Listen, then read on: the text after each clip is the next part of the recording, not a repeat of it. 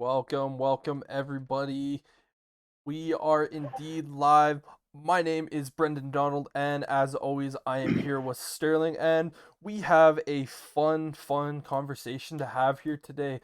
So, Sterling, I want to jump in and immediately start talking about the Deshaun Watson situation that happened over. Obviously, we talked a little bit about it last time where we talked about him getting traded. Obviously, that was big news.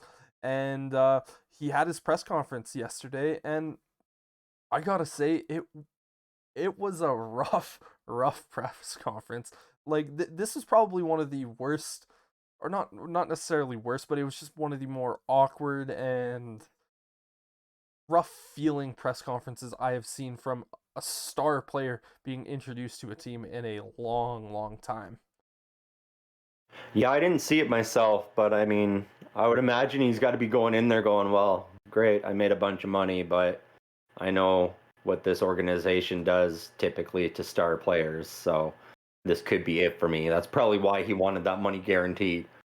He's like, there, 230 million, I got to live off that the rest of my life because I might not have a career after this contract.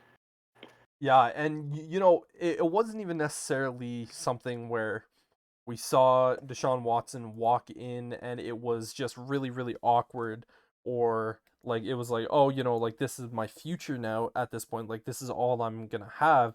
It was just really awkward because obviously they were talking about the allegations, and some of the answers Deshaun Watson gave felt really weak. Like one of the questions that I know Rich Eisen particularly wanted to get asked, he wanted this one particular question to get asked, and it was is when Rich Eisen initially he's like, there's if only one question was asked during this entire press conference and it was this, I'd be extremely happy.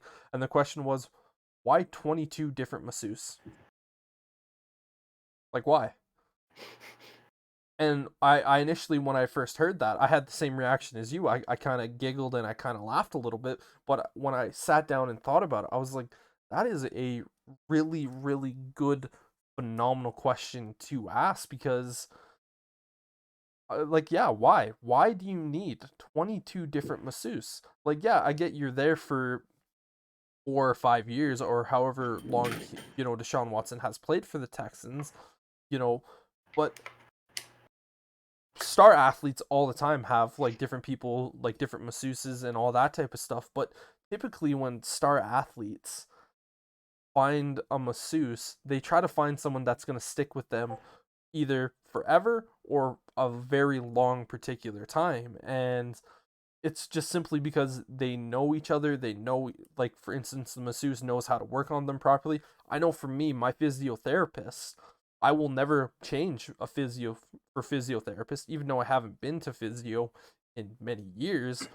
If I were to get hurt and have to go back, I'm still going to the same guy because he knows how to work on me. He knows how to, you know, work with my body because we've built that relationship and we've built that trust. And it goes very similar to, you know, the like when you're getting a massage from a masseuse. Like, I don't know, it just seems weird to me that he had to go to 22 different people. Obviously, he was acquitted or not charged with anything. I don't know if acquitted is the right terminology there, but yeah, it just that to me felt like the perfect question. And when it got asked, his answer was just kind of, well, like I spent a lot of different years in Houston, and you're just trying to find new people and just trying to do this, that, and the other thing. And I'm just sitting there like Very rehearsed answer. it it didn't even feel like it was really rehearsed. It just felt like it was like he didn't know what to say, and like he just kind of blurted out the first thing that came to his mind. Because Well, I feel he should have gone your route and gotten himself a male masseuse. Because I think that was the issue. It's not that he couldn't find a good masseuse, it's he couldn't find a masseuse that would also include a happy ending. uh yeah. That's all I can gather from it. I mean, to go through that many, and with the allegations as they are, we don't know any details about it. And then for it to be acquitted as a criminal charge, it makes me think that that's pretty much what it is. Was an end of the friggin' massage, and he's like, "Hey, can I just get a little hand job? Like, come on, just blow on it. You can use a tea towel. Like, I don't care. Like, seriously, that's what it feels like." Yeah, and again, like for me personally, going back to my physiotherapy, like I technically had two people work on me all the time. It was a male and a female. Obviously, the male was the main physiotherapist, and the female, it was kind of like a I forget what her terminology or like what her job title was, but like she was a step below him, but she did a lot of work on me as well. But when it came down to it at the end of the day, like I had my main physiotherapist work with me, but at the same point, like again, if I had to go get physiotherapy again, I know exactly where I'm going because I can trust these people. They know how to work on me. They've helped me recover from two massive injuries and led me on the path to recovering from a third massive injury. So to me, again, the answer that Deshaun Watson gave was extremely poor because like I just look at it like you knew for a fact that this question was coming. Like Mm, the second that you got traded to a new team and signed with a new team, this question was 100% going to be asked. And you've had an entire year to properly try to come up with a reasonable solution. And I just couldn't find someone that I liked. To me, I just sat back and went, really? Like, you've had a year to yeah. prepare for this. And the fact that he's also making the $230 million guaranteed, like, that contract has completely changed the way that quarterbacks are going to be paid in the NFL. Because we just look back a couple years ago at Kirk Cousins, like all of his contracts have been, fully guaranteed money. And Yeah. you just look at Kyler Murray, for instance. Obviously, he had some kerfuffle earlier on in the offseason with the Arizona Cardinals, and his team put out a statement saying like, you know what, we want to get the contract done in year 3 because going into year 4 you don't know what's going to happen. Obviously we Yeah. saw what happened with Deshaun Watson going into year 4. We've obviously seen now with Baker Mayfield what's happening with him going into year 5. you Yep. know um and last year, like if you would have told me at the end of last season or the season before this one that Baker Mayfield would be out of a job essentially and teams were struggling and it was like an active struggle for teams to which team would be going after him, I would have looked at you and been like, he just came off of a massive playoff win in Pittsburgh, beating the Steelers, and this Browns team looks phenomenal. I would have looked at you and been like, you're fucking crazy. Like, no way is Baker Mayfield going to be struggling to find a starting job in the NFL. And Kyler Murray, that was his exact point. Obviously he got interviewed yesterday and people were asking him about that and he's like, oh, it's not really me, like I'm gonna be an Arizona Cardinal for life, this, that, and the other thing. It's more my team trying to negotiate. And I'm listening to him talk about that. I'm like yeah, like you and your team have definitely come up with some prepared answers for when this is going to Yeah. happen. It's like, you know what, like I'm just here to play football, all of this, not the world's biggest relying issues. Again, I'm an Arizona Cardinal for life, blah blah blah, but of course I would love to get a deal done, but I'm just here to play football. Like that's what I wanted Deshaun Watson to do in his presser, and it just seemed like he just wasn't prepared for it. Yeah. Yeah. And I mean, I don't get it. Cleveland didn't even do their due diligence. Like they didn't reach out and talk to any of the um women that are making the allegations or anything like that. So I don't know. It's just feels really sus. I don't know if this is going to be the for sure this is how all the quarterback contracts go from now on, because I feel like this was the only way to get the deal done quarterback like contract. Cleveland was out of the running. I think if they hadn't told him that it was guaranteed contract and 230 million, I don't think that the deal gets done. So I think going back to kind of, I guess I should explain a little bit more my thinking on the, like this has changed the quarterback contracts going forward. I do think this Deshaun Watson deal has completely changed the way quarterbacks are going to negotiate deals. Obviously, I don't think Kyler Murray is going to be out here going like, I want $230 million guaranteed for 4 years. I think that it was obviously a ludicrous amount of money that Deshaun Watson got, but that's simply Mm-hmm. like what you're saying is the Browns, they were out of the running, and that was the way that they, had to convince them to come over to Cleveland. I still think going forward, you're going to see a lot more of these contracts, for instance, with Kyler Murray, not so much Baker Mayfield, but, Joe Burrow, Trevor Lawrence, some of these guys coming up in the future. We're going to see some of these deals get done year 3 in the off Mm. season, just because obviously you're looking at what's happening with Baker Mayfield, and then obviously the Deshaun Watson situation where after he finishes year 3 he basically signs a deal, an extension with Houston, and is like, never mind, I don't want to play for you guys because of this, that, and the other thing. And these guys just want to guarantee, looking at, for instance, Justin Herbert, going him into year 3 next year, or finishing his 3rd year next year. That's going to be some big negotiation talks at the end of the year. And I think the market is really going to be changed once we see what Kyler Murray gets for an extension. That's kind of going to be the new base that we're going to be moving on for these quarterbacks with. It's going to be really interesting, but I know a lot more of these contracts with the quarterbacks are going to be more guaranteed money, if not the entire contract guaranteed. I still think the Deshaun Watson situation, the only reason that it's 230 million is that they had to pay him 230 million guaranteed to get him to come to Cleveland. So obviously Yeah. there is that, but yeah, I do think that contract has particularly changed the way that contracts for quarterbacks are getting done. Obviously, we've seen similar situations with Aaron Rodgers as well. Yeah, I think that's a mistake going forward with especially with the young quarterbacks. A guy like Aaron Rodgers or Tom Brady, like they're proven, they're consistent.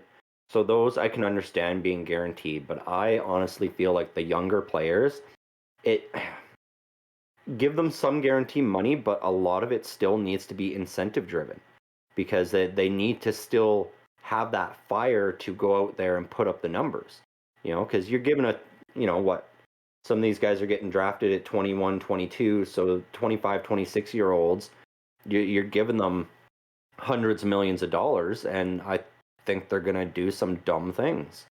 I agree with you on that part. I do think when it comes to these quarterbacks, I I don't necessarily think these young superstar quarterbacks, their second contract should be that massive payday. I think it's going to be that third contract Yes. that they get all the, because like I agree with you. I think some of these young guys, they're getting drafted at 20 years old. Like look at Trevor Hmm. Lawrence. He was drafted, I think he was maybe 21 years old at the earliest. Justin Fields is still very young at 22, if not going barely on to 23. And you know, when that contract comes up, they're maybe 26, 27. I would say at that point you give them a 4 year, obviously still big time contract, and Hmm. respecting them in that terms. But yeah, I agree with you. I think moving forward, I don't necessarily agree with that, with the way that the contracts are moving towards, but that's just the way it's going to happen, you know? Yeah, no, I agree. That is the way it's going to happen, but I just think it'll be a mistake, and I don't think it'll last very long. It'll take one or two teams getting burned really badly by it, and essentially being on the hook for this massive contract and this massive cap hit for 4 years with a quarterback that they can't even use anymore. Like a Trevor, like they give Trevor Lawrence that big contract, and then he ends up with a broken leg or something. An Alex Smith situation where he can't play, but that's a guaranteed contract. So it's still going to count against your cap. Oh, your sound has gone. Yeah. You are muted or headline. Oh, Can you hear a me little now? bit there. Yep, There we're we back. go. Okay, There you're yeah. back. We're back. Yeah. And but yeah, as I was gonna say, is that looking back at that Alex Smith contract when he got traded from Kansas City over to Washington. Washington, he got a 4 year, like it wasn't a massive deal, but it was like $80 million, and I think like 60 of it was guaranteed. Still a decent sized deal. It was a good Hmm. deal at the time. But yeah, first year he breaks his leg, misses essentially next 2 years, and then unfortunately Washington, they just had to pay for a guy who they didn't know would ever play football again. Which Yep. obviously Alex Smith at that point was nearing the end of his career when he signed that contract. It was like, this is going to be my last contract in the NFL type situation.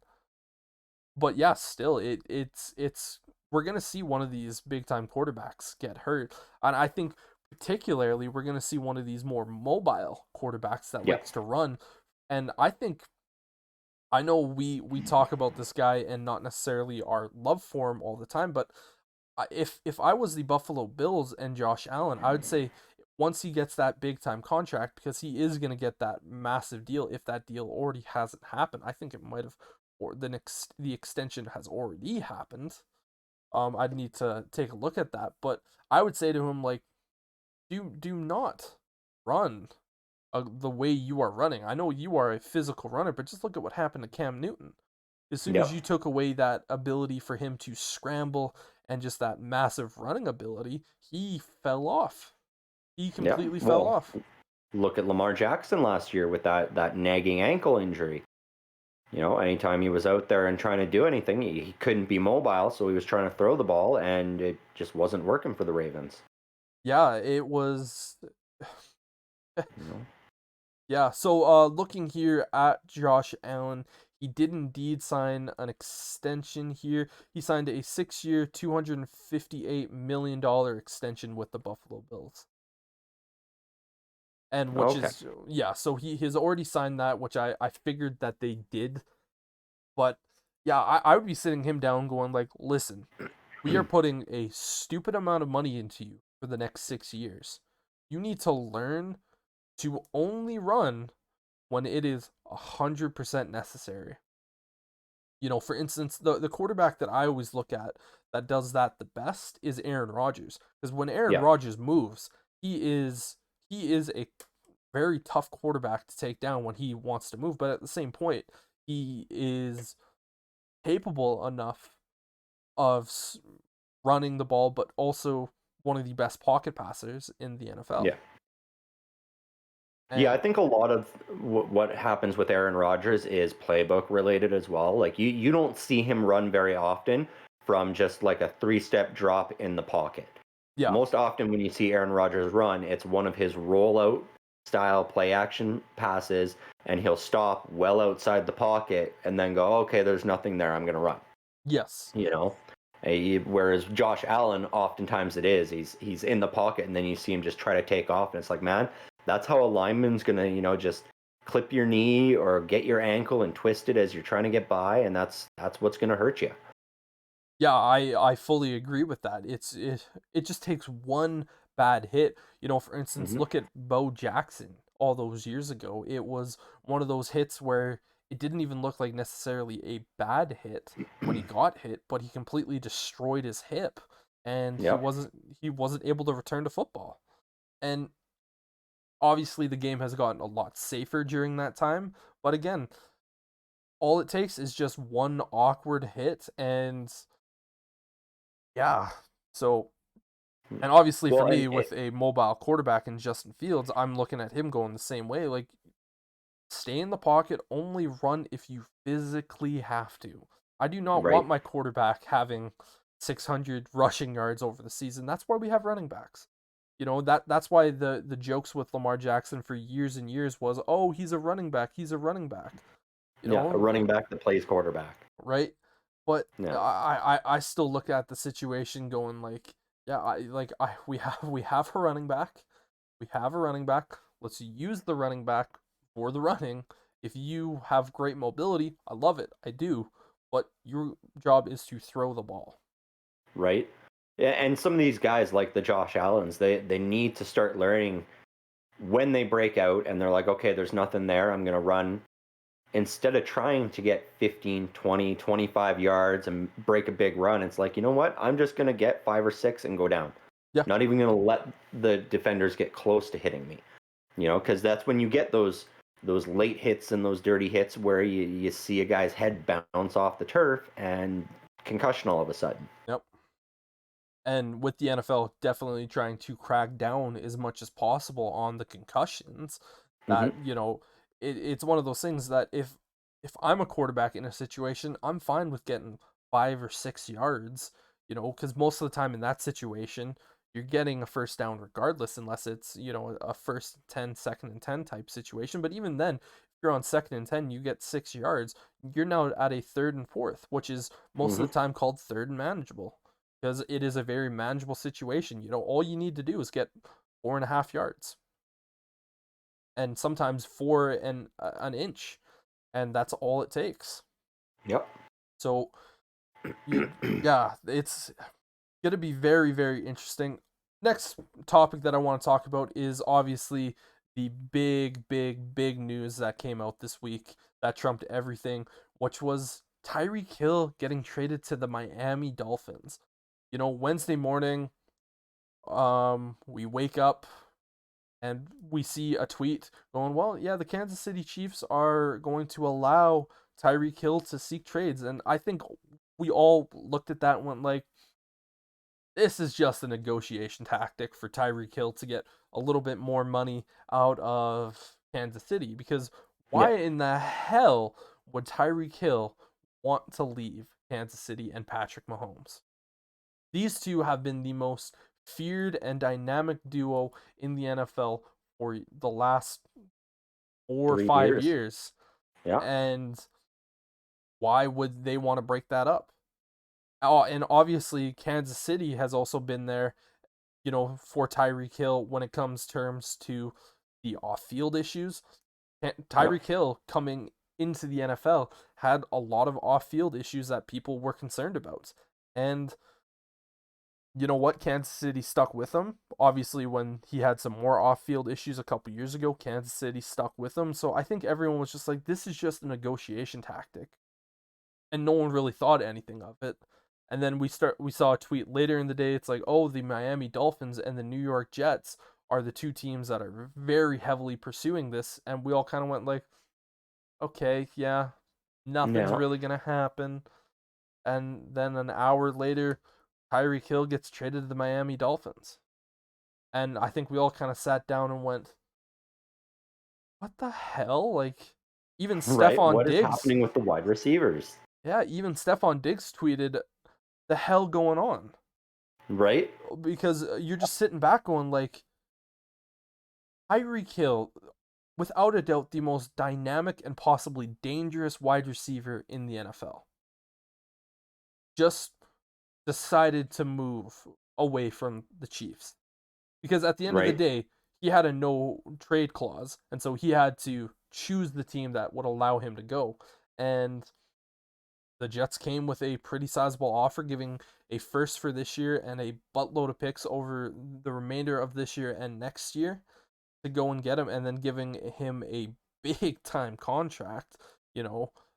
4 years, $130 something million, making him one of the highest paid wide receivers.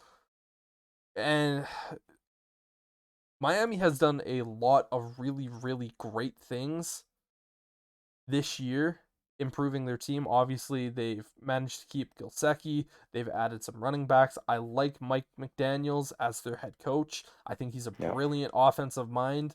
Obviously, bringing in Teron Armstead, that's huge. And now bringing in Tyreek Hill, you're really looking at this Miami team going like damn, like everyone was talking about how the Chargers were trying to really buy their way into competing for a Super Bowl. Now the Yep. conversation is, fuck, Miami's trying to do it too. Yep. To me, at this moment, it's, like that is a three-team race in that AFC East, because you obviously have the Patriots. They're the Patriots, and Mac Jones looks like he could potentially be Tom Brady light. I'm not going to say he's a Tom Brady clone, but I'm saying he's Tom Brady light. Yeah. And plus, you can never count out Bill Belichick. I refuse to do that. Um, the Bills obviously are a tough team. They were a coin toss away from potentially being in the AFC Championship game.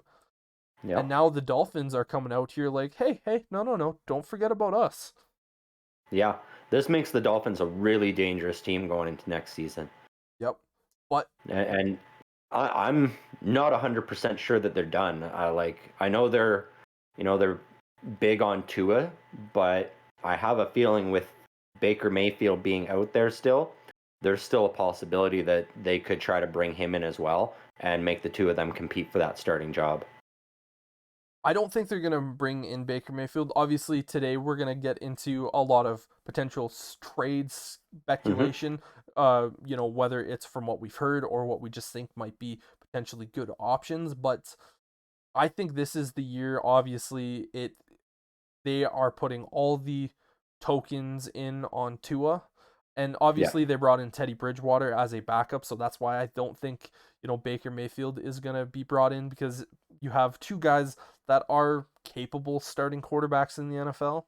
But Yeah. I'm really interested to see, like, this has to be the year Tua proves himself, because if Oh, it does he for sure. if he's been given all of this, an offensive minded head coach who is just, brilliant, and, you know, just all the pieces added in front of him, you just keep going back, like, at the end of the day, Tua has to be the option.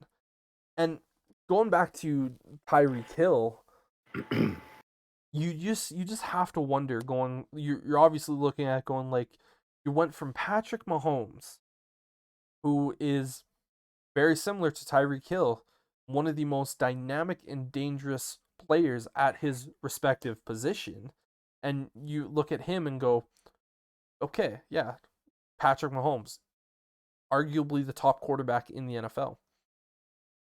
And then you take a look at it and going, Tua, like, no matter how you cut it or slice it or think about it, Tua at his best is nowhere even close to Patrick Mahomes.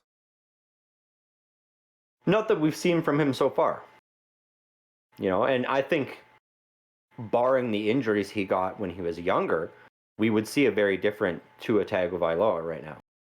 He would be in the talks as maybe one of the better quarterbacks if he hadn't had those lower body injuries and he was still able to be as mobile as some of these other guys.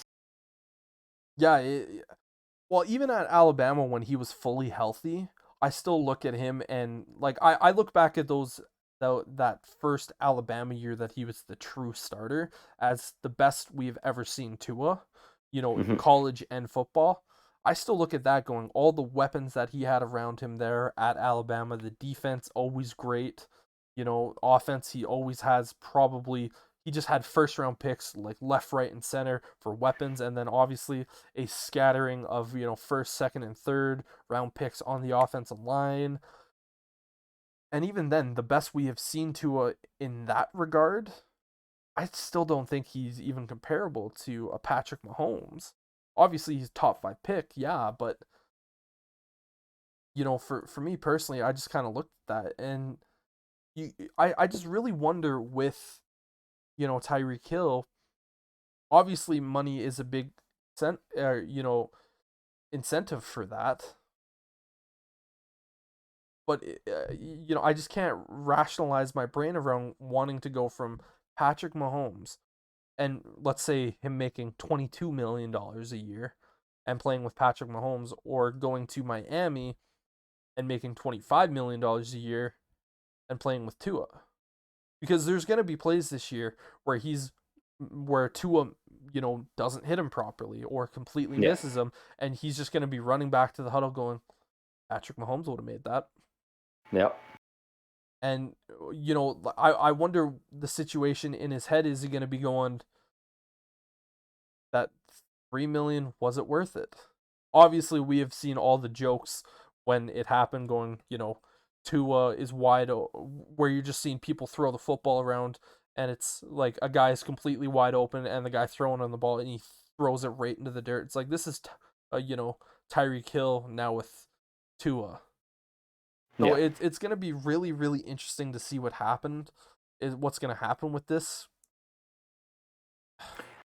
Yeah, it's strange to see how other teams being overly aggressive to sign players during free agency can affect the decisions of a player going later in that free agency segment and getting traded because they're not getting as much. And I think it falls back to the Jags signing Christian Kirk, Yeah, that 4-year, $84 million contract. And that's ultimately what it came down to is, Tyreek, I think, looked at that and went, this dude hasn't gotten 1,000-yard receiving season, he's and not he's one of getting the paid $21 million dynamic. a year. Yep. Hmm? He's not one of the most dynamic wide receivers in the No, game. Yep.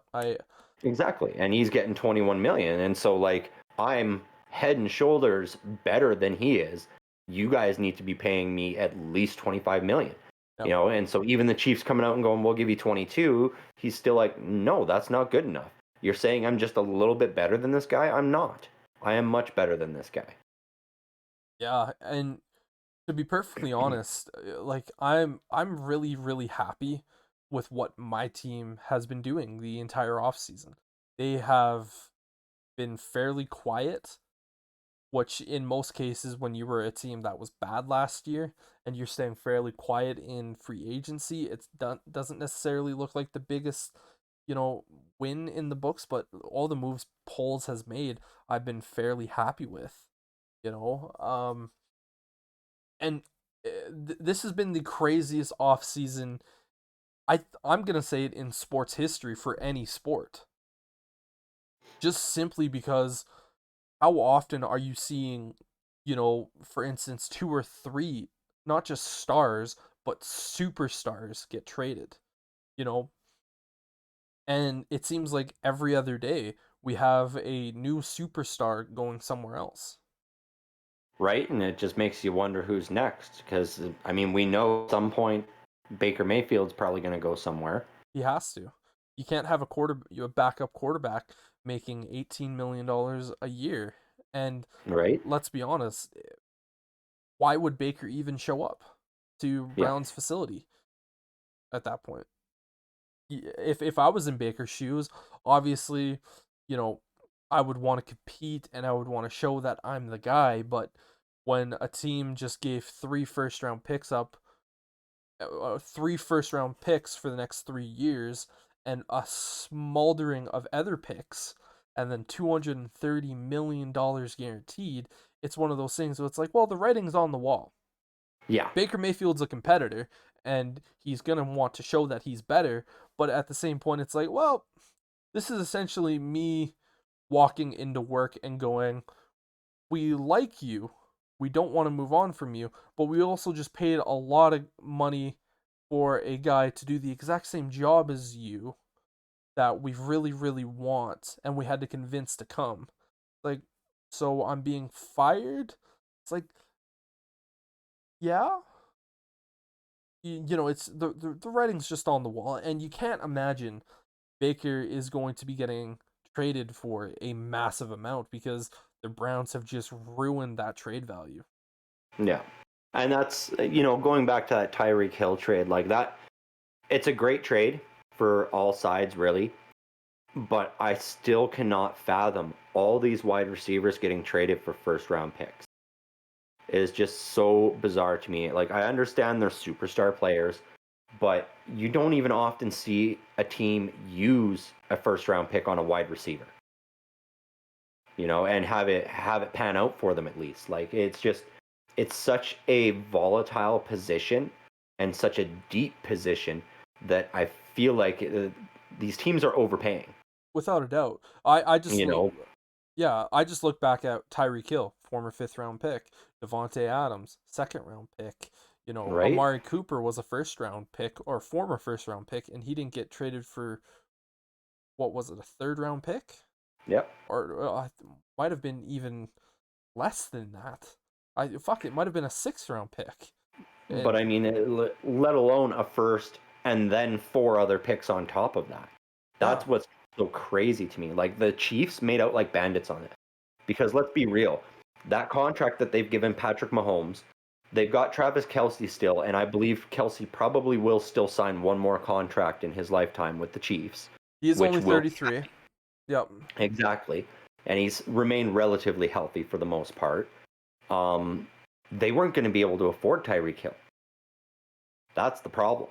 Is they were looking at that way, like we pay Tyreek Hill this big money now and give him a 4-year deal at the 25 million he wants, plus Pat Mahomes deal, plus Travis Kelce, plus whatever we decide to do on defense. Like we're not even looking at that yet. And all of a sudden, you've got 6 stars on your team, but you've got 22 positions to fill. Yeah, and the one of these guys that I'm interested to see gets affected really badly by this Tyreek Hill deal is Juju Smith-Schuster, because Yep. obviously he's signing that deal going into Kansas City, going, you know what, like he has shown that he is capable of being a number one receiver in the NFL. I think he's probably going to be one of the top number two wide receivers in the NFL. Like I think that's where his peak is kind of lately. But like he was going into Kansas City going, Tyreek Hill is there, Travis Kelce is there, Nicole Hardman is there. Like he's walking in there going like, I'm gonna be second, sometimes third option. Like Right? they're not gonna be double teaming me with the cheetah on the other side. It's like I'm just gonna casually walk out here, make my $10 million or however much he made for this 1 year, get a few, like he's gonna get over 1,000 yards in that offense. Yep. He's looking at that going like this is gonna be the easiest 1,000 yard season I've ever had. And that's with him saying he played 2 years with Antonio Brown at his prime on the opposite Hmm. side of him. And now you're looking at him going like, damn, like he's gonna have to be the number one option now. Because as Yep. good as Travis Kelce is, you know, your tight end should never be your number one option. Even if you have like a George Kittle, you know, Travis Kelce, Gronk, Yep. I'm still like, to me, a tight end is your perfect number two safety blanket. Just going like, Yep. okay, my number one receiver's not open. Oh, look, Gronk's open. There you go. I'm gonna let Right. him do. Yeah, your tight end should be your third down conversion target if you're not running the ball, basically. Yeah, Yeah. and you know No, how I agree much. completely. And I feel like Juju is probably kicking himself right now over this because of that fact. He's now going in and having to be number one, and he's going to have to parlay this $10 million 1-year contract, and he's going to have to just outshine Patrick Mahomes in order to get his payday next year now. Yeah, Because that was his goal this year was that 1-year contract with Pittsburgh, and then he got hurt, so he wasn't able to turn it into his big contract this year. I'm sure he's looking at it now going, maybe I should have stayed in Pittsburgh. They've got Deontay Johnson at number one now. They've got a good young tight end in Pat Fryermuth who could potentially be that number two target. Maybe I wasn't going to be getting double teamed in Pittsburgh. yeah, You know, it's very interesting to see for sure. And there obviously there's always gonna be question marks around what happens. And you know, going back to the draft pick sides, now the Kansas City Chiefs hold the 29th and 30th pick in the draft. And if I'm the Kansas City Chiefs at this point, this is a deep wide receiver class. Obviously, hmm you are not going to be able to replace Tyreek Hill with either of those picks. But for instance, like let's say Chris Olave is there, and Yep. you draft him with that spot, and like let's just say let's go fancy. Let's say both Ohio State wide receivers Garrett Wilson and Chris Olave there. Go back to back. Right there, you have two guys that are instantly going to help alleviate some of the worries that you were going to have by losing Tyreek Hill. And this is the exact same thing with the Green Bay Packers after moving on from Devontae Adams. I would be, if I was in their shoes, I'd look at it and be like, yeah, I'm just going to draft two wide receivers. Obviously, Yeah. not a single one of those guys is going to replace the production that Devontae Adams had individually, but together, we're going to get more production, arguably. Like, let's just Yeah. say both guys do half of what either the Devontae Adams or the Tyreek Hill does. You know, they're gonna be more, and I don't think either of those two teams are going to go after two wide receivers in the first round, but No. both of them are going to go after at least one. I have to assume. You know, you know, Andy Reid is guaranteed to go after a wide receiver just because he knows he needs to bring in another weapon, and this is a good wide receiver class. Yeah. I could honestly see Green Bay not drafting a single wide receiver this year because, for whatever reason, they hate Aaron Rodgers and giving him weapons. Right. They'll give him all this money, but they won't give him the tools to win. Yeah. Which I would be perfectly okay with. You know, if Green Bay Yeah. wants to go out there and, draft an offensive lineman and let's just say a D lineman, I'd be like, yeah, okay, do it. Right. Both your first round picks, yeah. I'll give Aaron Rodgers weapons. Fuck, draft a quarterback, you know? Yeah. You never know with the Green Bay Packers, but yeah, like that. That's brilliant on KC's part. You got 29 and 30 now. I think you're right. They need to take at least one wide receiver there. Um, it almost feels like maybe they're trying to change their their sort of makeup and their play style. Which is With also very moving Tyreek possible. Hill out, you've got Juju Smith-Schuster coming in, who is a very physical wide receiver. Going out and getting a guy like Chris Olave, who's also a big physical receiver. Maybe they're going to go to this more setup where they're like, okay, we're not looking to score 45 points a game. We're looking to manage the clock, get Patrick Mahomes hit as few times as possible, just have him throwing these little passes, getting it out. So who knows? I think we're going to see a very different Chiefs team next year because of this. Well, and Without or go ahead. like unless they go out and draft the fastest wide receiver in the class and hope to God that maybe he's even faster than that 40 time he ran and he can compete with Tyreek Hill in a foot race. That would be the only way to replace him, really. Yeah, I agree with you on that one, but it it's just gonna be really, really interesting to see what happens. Like draft day, I'm getting more and more excited. We're about a month away from the NFL draft, and it just seems like every day I just get more and more excited because we've seen an insane, just utterly insane off season. Yeah. And I think it's gonna make for an utterly insane draft. You know, I the fact that I'm hearing that Trayvon Walker is now in play for the first overall pick, I'm sitting here going like, I fucking love that. Like you Yep. have a D tackle slash edge rusher. You just have this guy who's 6'5", 270 pounds of just pure I'm going to destroy you. And you know what? Like we've been talking about him being like a top 15 pick for most of the year, and then his combine, it just instantly shot him up with how athletic and crazy he looked. You're just kind of sitting back like you're just going like, ooh, like there's just so much that's gonna be happening, and this off season is something that I don't think will ever be replicated because it is just so utterly insane. Yeah, not anytime soon, though. I mean, who knows? We could be proven wrong, and all of a sudden this becomes the norm. Which honestly I wouldn't be upset with, but it would be there'd be essentially every team getting a new quarterback every year type Right? situation. And kind of moving over to some of the trade speculations. Obviously, we're going to talk about Baker Mayfield and the trade speculations with where is he going to go. But, we're also talking about where's Jimmy Garoppolo going to go, because the 49ers last year traded away 3 first-round picks to go up and get Trey Lance. To Yep. me, if you're moving up in the NFL draft and you draft a quarterback, for instance, like look at the Green Bay Packers when they moved up to get Jordan Love. They didn't give up a first round pick for the following year to do that.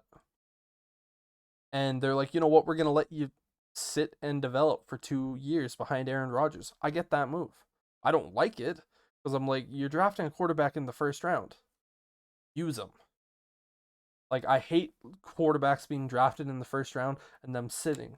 I do not like it. If you're drafting a quarterback in the first round, day one starter. I know you and I have had our, different opinions on that, but to me, the Yeah, value.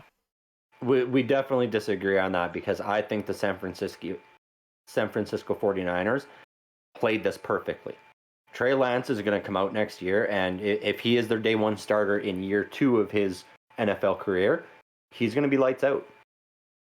They traded a lot away to get him with the belief he would be the future, and they let him have a year behind Garoppolo getting NFL ready, which I Oh, think is so important for these quarterbacks because it's not the same game as college. These guys come out and they think that, oh, the play broke down. I can just, I can just run jog away. for 15 yards and get a first down. It's all good. And, then you get your head taken off like Justin Fields, thinking he can do that, and it's not the same game.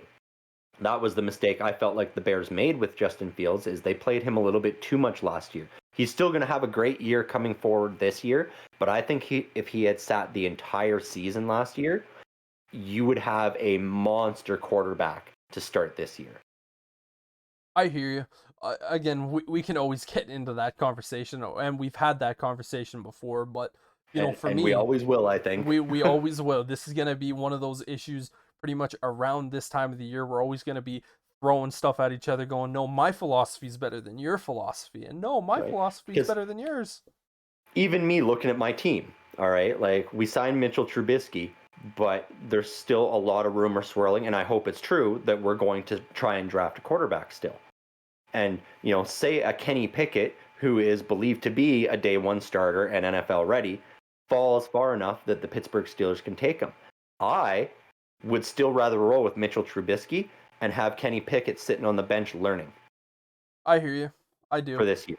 Yep. Just because it's like, sure, we could throw him in and maybe he gets us 9 wins, but we could probably get 9 wins with Trubisky as well. And looking at Pickett, then he's sitting there and he's really learning. He's studying, especially the Browns, the Bengals, the Ravens. He'll get to see each of them twice from the sidelines, see what that defense does. And I think then the following year, he's going to be much better. That being said, I don't think Pickett's going to fall far enough. I have an idea of who Pittsburgh's going to go after as a quarterback if he's available, since, Trayvon has, I can't remember his last name right now. Trayvon Walker. Yeah, since he's moved so far up in the draft, because yeah, when he was sitting around that 15 or so mark, I know Pittsburgh was really hot on him as well. But then when his draft stock went up so high, they're like, oh, great, that's another one. But luckily with him going up, that's hopefully dropped one or two of the quarterbacks down. Maybe we can still grab that, because that's really what the Pittsburgh draft plan has been looking like. It's either going to be quarterback or defensive line. Yeah.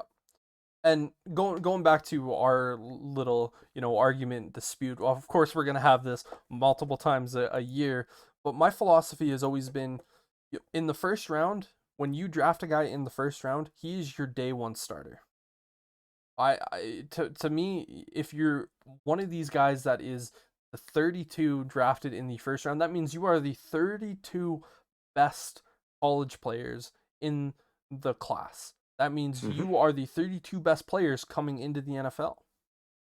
You got to be able to be a day one starter. And for quarterbacks, particularly, this is one of those worlds where you either sink or you swim. And for me, I don't want to be holding on to a rock going like, okay, let's see what's going to happen. And then, holding on to that rock for a year and then going into year two, watching it completely sink. Obviously we've seen it happen with Patrick Mahomes where, he sat an entire year, and that was a special circumstance. If the Kansas City Chiefs don't have Alex Smith playing at an MVP type level, Patrick Mahomes is in there year one. No doubt Yep. about it. And uh, to me, I think if you draft a quarterback, especially in the first round, you need to see what you invested in. And I truly believe the only way a quarterback is going to get better in the league, yeah, on the practice field, it's great and, sitting and growing for a year. But you always listen to these players going from year one to year two. The biggest difference they say is the speed has drastically slowed down. And the only Yeah. way you can get that speed to drastically slow down is by playing in actual live situations. And for a quarterback, the play is the fastest for them.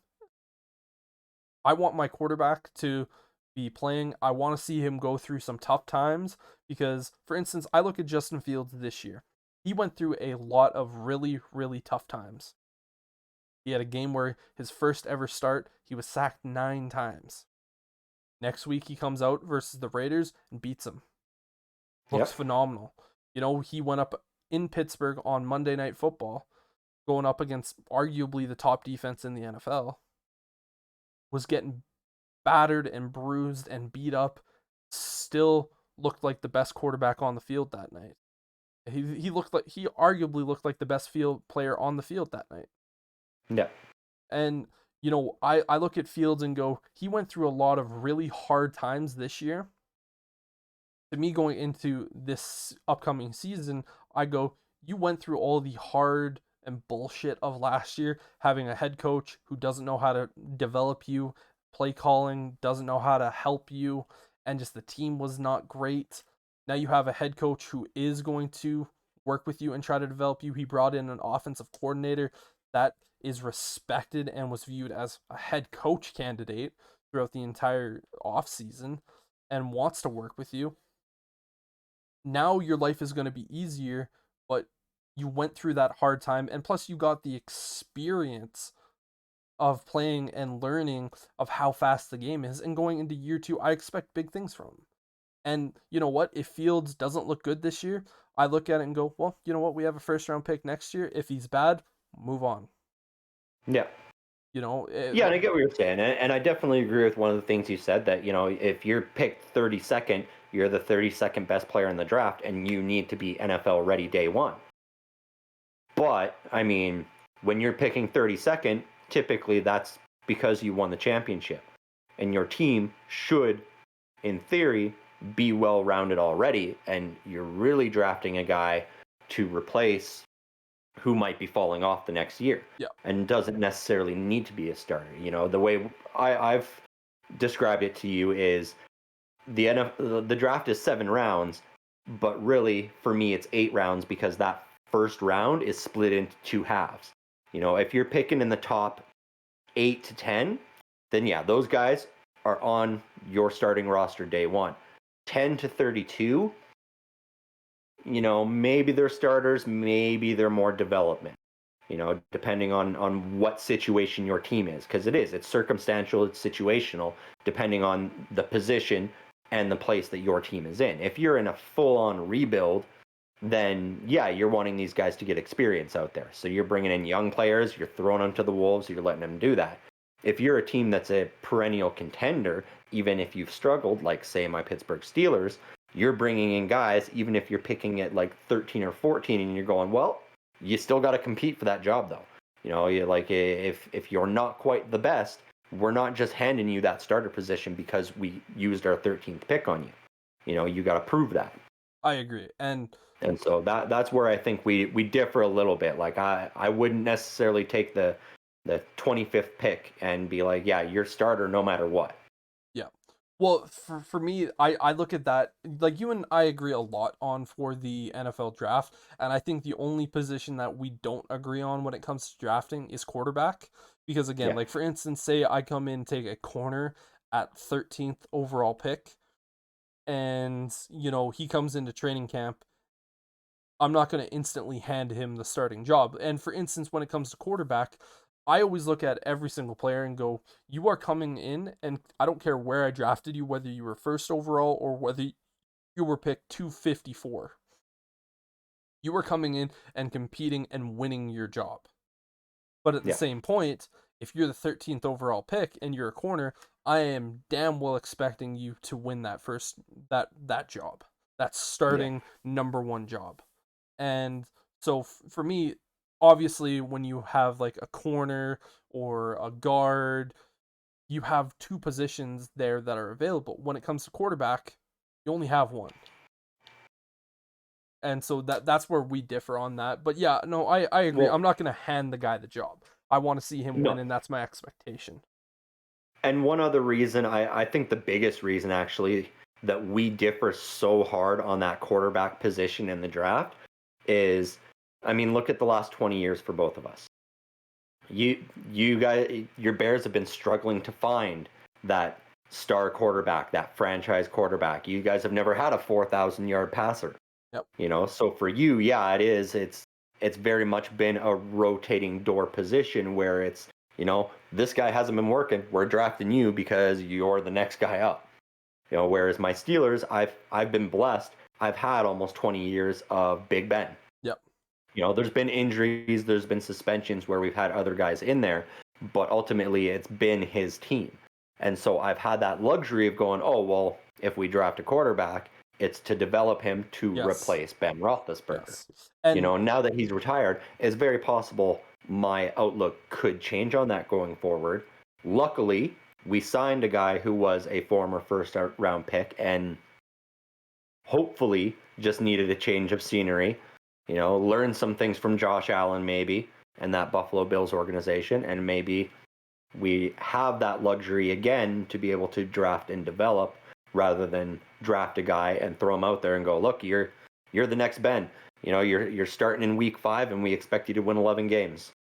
yeah, and looking at Ben Roethlisberger, obviously that entire situation with Big Ben's career, there isn't a whole lot of quarterbacks that instantly go into the NFL and win their first 11 games and make it to the playoffs and look phenomenal in the playoffs, almost bringing them to a Super Bowl. You Yep. know, the last time we've seen a guy like that was actually Dak Prescott, and the only reason that he actually got the start was because Tony Romo got hurt. Yep. Which was really the same reason that Ben got the start, because I believe it was Cordell Stewart got hurt. I Yep. think that's who was playing in front of him. Yeah. And so it was the same sort of thing.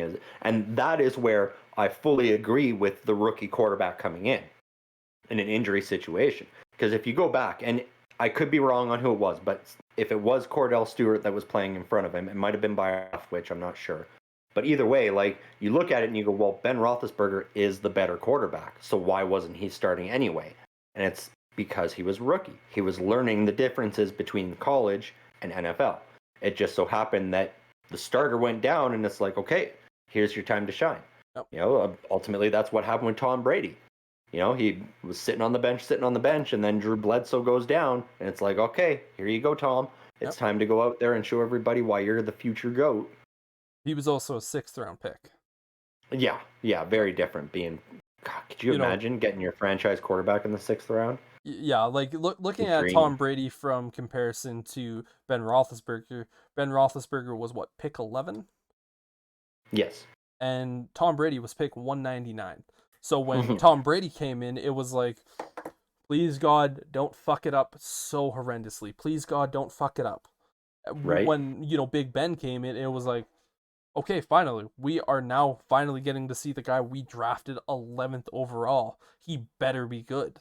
Like Yeah. there was definitely that kind of talk and look. Obviously, at the time, I don't remember that year a whole lot because I was still a fairly young buck at that point. Because he was drafted in what, 2005, 2004. 2004. So yeah, I would have only been about 7.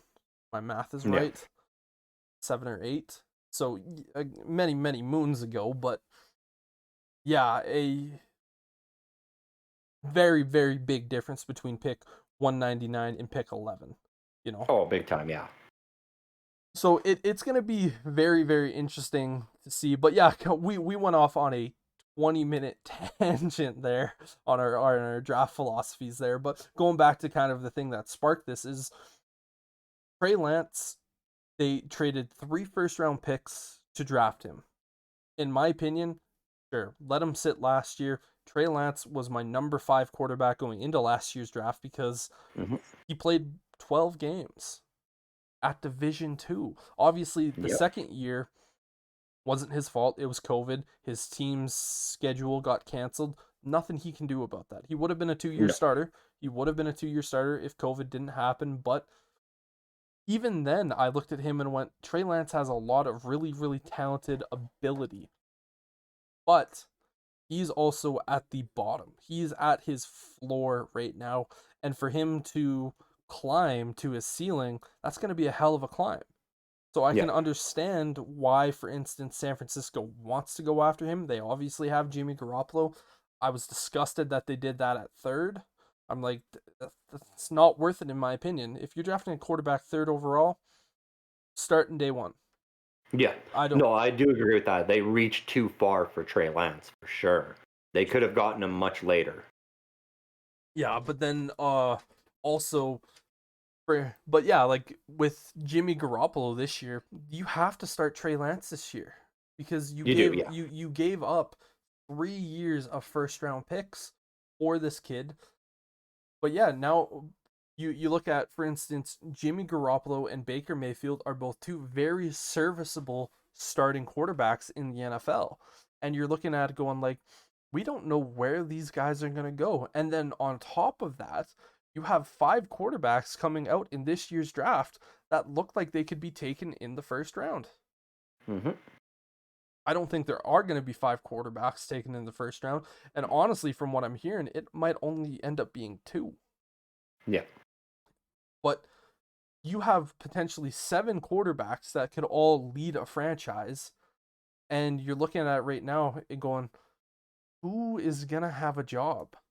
Because for instance, like let's say Pittsburgh does end up taking a quarterback in the first round. If I'm a Pittsburgh fan, I'm going like let's say you guys do end up drafting Kenny Pickett.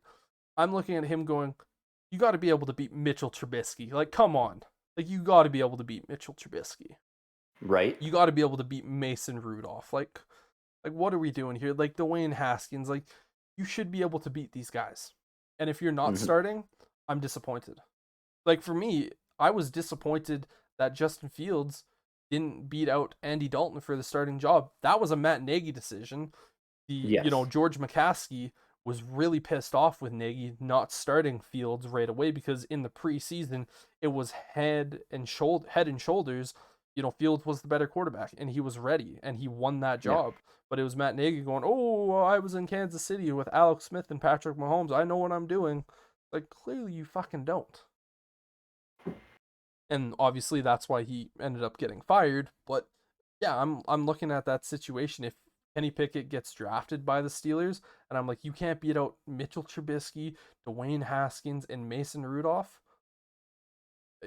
Obviously Mike Tomlin is a very smart guy, and he does a lot of the things that you say. Is that these guys aren't coming in and just being handed the job; they have to Yeah. earn it. And Mike Tomlin has shown that if you're a third-round pick for him and you go out there and you win the starting job, you're gonna get the starting job. He's putting Hmm. out the best players that are there. And 9 times out of 10, yeah. I think with this quarterback position, it would be a situation reminiscent of when Big Ben was drafted. Like if we get one of these quarterbacks in the first round and he comes in and yeah, he beats out all these other guys. Like I think any of the 4 that I'm interested in, if they come in, they beat Dwayne Haskins for sure. They beat Mason Rudolph easily. And then Mitchell Trubisky, I think they would win that battle as well. But I think the call would come from higher up going, okay, we understand this rookie is better than Trubisky, but let's see if we can get some value out of Trubisky. Let's start him week 1. We gave him that contract. We gave him the incentive deals. Let's see what he can do for us.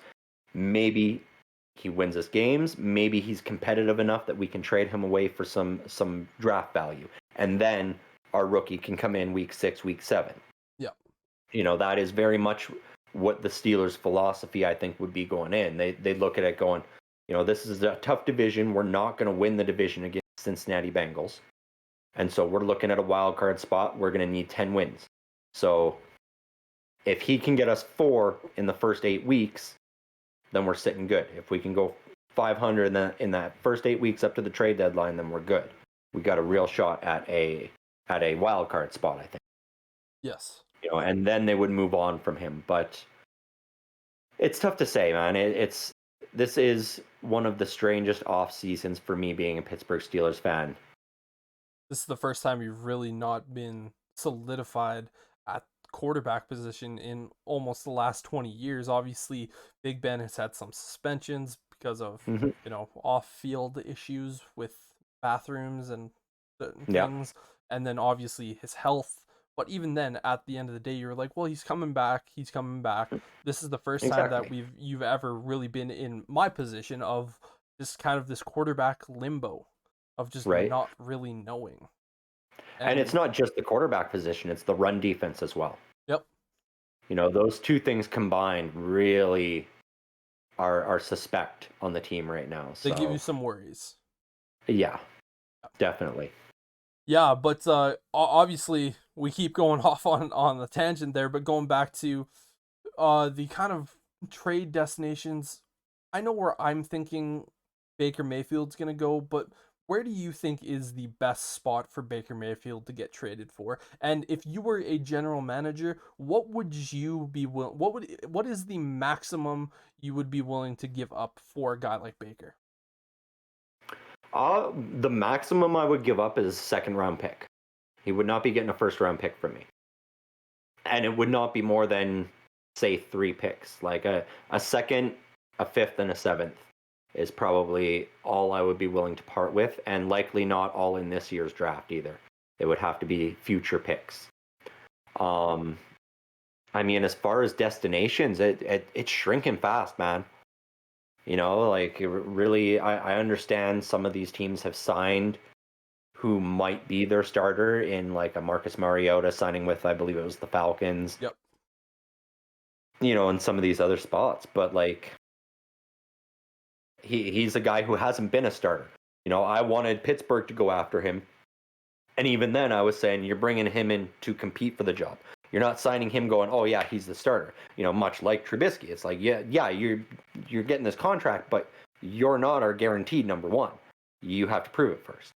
And I feel like Atlanta might still be one of the teams that could go after Baker Mayfield.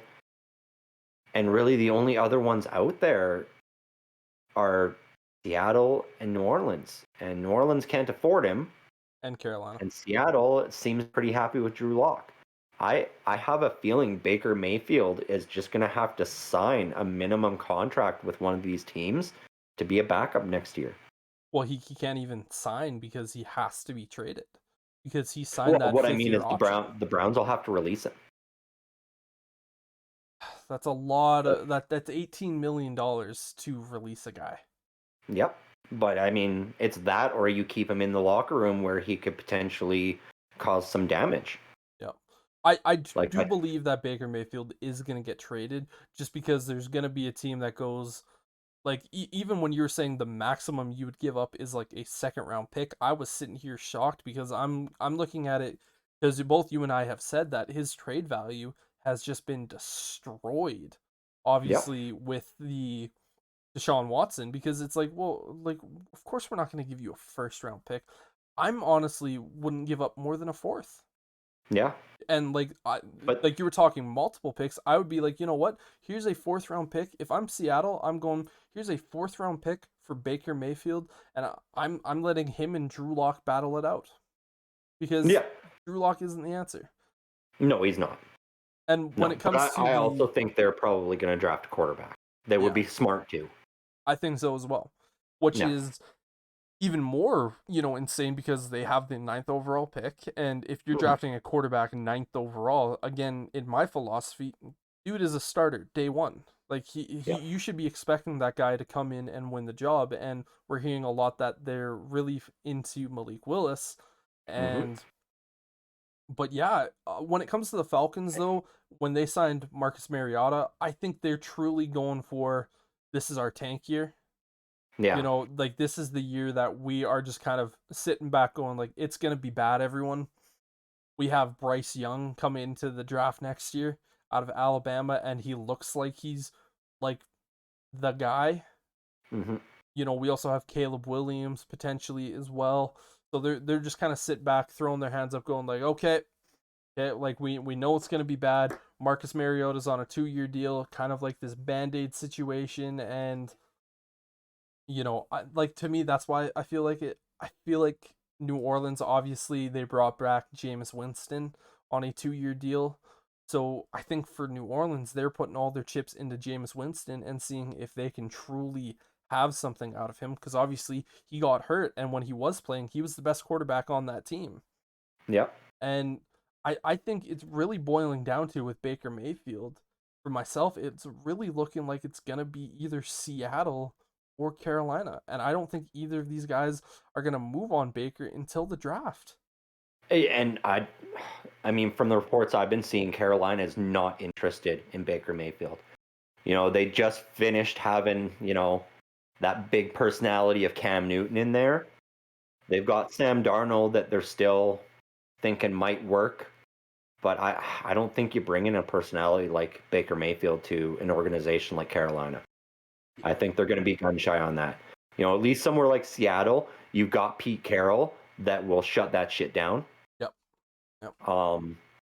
But again, like, and the only reason I said a second round pick is because I'm looking at market value. Like, yes, it's dropped a lot, but you're looking at, Deshaun Watson, 3 first round picks. Trey Lance, 3 first round picks. Justin Fields, was that also 3 first round picks or just 2? Well, it was technically 2 because they Yeah. swapped first round picks, but it was 1 that they Well, gave yeah, up. I would But say yeah, that's 2 first two round first picks. round picks. Yeah. And so like the quarterback market makes more sense for what these wide receiver trades we've been seeing get. You're looking at a first round pick and then multiple other picks throughout the draft. What Cleveland's done is they've shut themselves out of getting a first round pick for Baker Mayfield. Yeah. And I think you're right. The smart thing for any teams to do would be to not offer anything more than a fourth. Just be like, fourth, if you want a second, then you retain most of his salary for us. Yeah.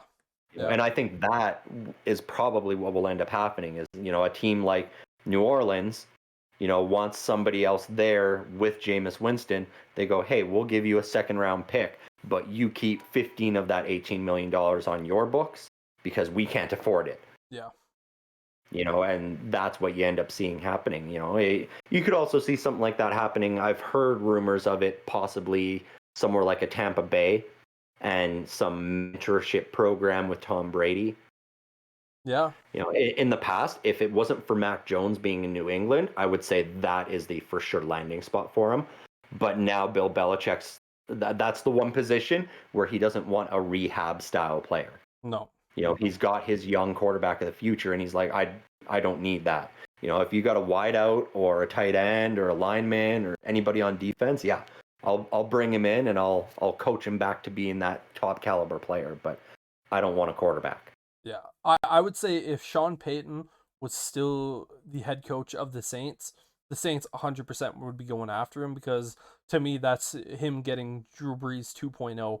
Obviously, when Drew Brees was drafted in the NFL, he was with the Chargers, didn't look amazing, had some ups and downs. Philip Rivers was eventually, drafted to be the replacement, and Sean Payton goes, you know what?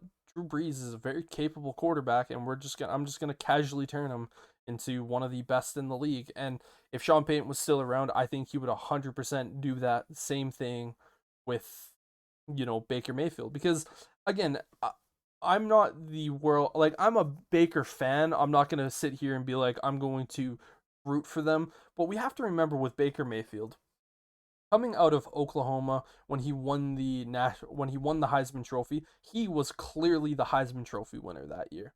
He came into a Browns organization that had the year before was horrible. They drafted first overall. Again, they were bad. I'm pretty sure that year they went 0-16 for Baker Mayfield. So he was coming into a team that went like winless. Obviously, they were still bad. They needed to come up. He set records at the quarterback position for a rookie year before Justin Herbert broke all those records. His second year, he had a new head coach in Freddie Kitchens who had no fucking idea what he was doing.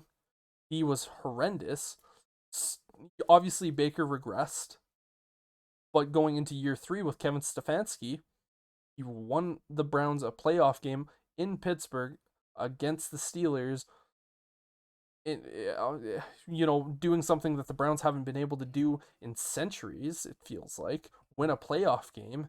And then, going into this year, there was so much drama surrounding the team, especially with OBJ. And the fact that when he wasn't playing, his throwing arm was in a sling for most of the year. And they were asking him to throw the ball 40 to 50 times a game when you have one of the best running backs in the league in Nick Chubb. To me, they just come like I look at Baker and go, the situation that he has had to deal with in Cleveland has been horrendous, and he has made the most out of it. And I am still very certain Baker Mayfield can be a top 15 quarterback in this league given the certain situation. Because, like, you just look at all of that and go, he has still put up pretty decent numbers at the quarterback position after dealing with all of that shit. I'd be willing to go after him. Yeah, I mean, he's put up the good numbers, but ultimately, I think it's his character issues that are causing the problems for finding a trade partner right now. Because he's going to have to go into an organization that's looking to rebuild around him, essentially. And he's had these character issues all the way from back in college. When he was playing in Oklahoma, he got under people's skin a lot. There was all the drama with OBJ in Cleveland and with Jarvis Landry, and he's one of those diva quarterbacks.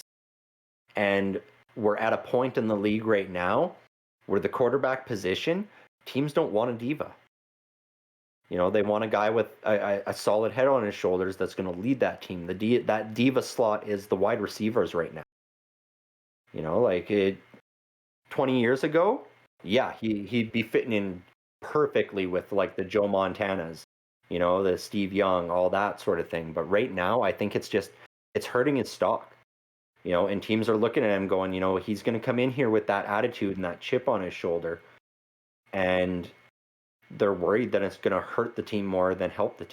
Sure, he can put up great numbers, but if you're putting up great numbers and the rest of the team around you just can't stand you, you're not going to win a championship that way. And one of the biggest reports I see coming out is, a lot of guys are saying, like, where are all the teammates of Baker Mayfield's over the last 5-6 years coming out to defend him? And nobody is. Nobody's saying a peep about, Baker's a good guy. He's a great quarterback. Like, where's his Terrell Owens? That's my quarterback. I hear you. There's nobody out there. And I think that is what's scaring teams off right now. And that's why a team like Indianapolis, they could have gone, well, do we want Baker Mayfield? He's young. We could have him for 5 or 10 years. Or do we go after a guy like Matt Ryan, who's likely to retire within 2 years? Likely to retire at the end of next year. Right? And we choose the guy that's going to retire rather than the guy we can build a team around, because who knows? Maybe he comes in here and he rubs Jonathan Taylor the wrong way, and all of a sudden our next big star running back wants out. Yeah, no, I hear you. And to me, that is an issue that teams are going to have to explore. But I look at when you have a drama-filled quarterback, just look at the the NFL's last two MVP winners. Same guy. And that guy arguably has been the biggest diva, not just at the quarterback position, but in the entire sport, in Aaron Rodgers.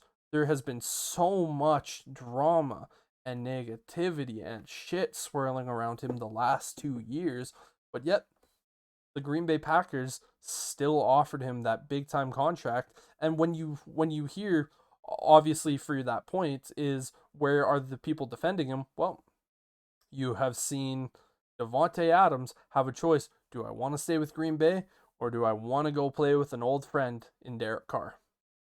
And he But chose Derek Carr. the fundamental difference between Aaron Rodgers and Baker Mayfield, though, is Aaron Rodgers has proved himself. He's got one of these already, and he goes out there, and even when the team is having an off year and a drama-filled year, he still gets his team to the playoffs. Granted, once the playoffs start, he fizzles. But you look at Cleveland last year, and they should have been a playoff team. Mm-hmm. If Aaron Rodgers or Deshaun Watson or pretty much any other starting quarterback in the league was playing for Cleveland last year, the Cleveland Browns make the playoffs. Potentially, Baker Mayfield didn't have that it factor to push them over the edge. They started out strong, and then when the drama started, Baker started to fall apart. We also have to remember that he was playing with an incredibly damaged arm. And like I do hear what you're saying. Once the drama started, a lot of the issues started happening where the team just completely fell off a cliff. But at the same point, that was also around the same time his shoulder got hurt. Yep. And I will always pound that home going, you know what? Yeah, there was issues, there was drama, but he also was hurt. And we've seen Aaron Rodgers when he's hurt, he's not playing to the same level. Whenever a quarterback is hurt, they're just not the same. And I do I 100% agree with what you're saying. Aaron Rodgers has proven himself. He's gotten that ring, but at the same point, he got that ring in 2008. The fuck has he done for me lately? He hasn't won me a championship. All he has been for the Green Bay Packers is I'm gonna get you guys to the playoffs and break your hearts when I'm there. And sure, going to the playoffs year in, year out, winning NFC North championships a lot of the time is great and you love to see it, but at the same point, I use this as a hockey analogy. Look at the Washington Capitals for years. They have Alex Ovechkin, who has just been one of the best NHL players in the world, in my opinion. Before before McDavid came in, he was my number one rated player in hockey over Sidney Crosby. I know Canadians don't like me saying that, but I truly believe Ovechkin is the better player. And obviously, the big asterisk with Ovechkin is that he was never able to take the team to the Stanley Cup and win. And everyone's like, "Oh, he's such a great player. He's one of the best in the world." And a reason why I think so many people have Crosby over Ovechkin was, well, he has 3 Stanley Cups before Ovechkin had 1. And I look at Brady and go, it's fine and dandy to be going to this place and that place, and you can have all of this, great talk. But if you're not winning me a championship, you know what? Tom Brady is always going to be looked at as a better quarterback. Peyton Manning's always going to be looked at as a better quarterback.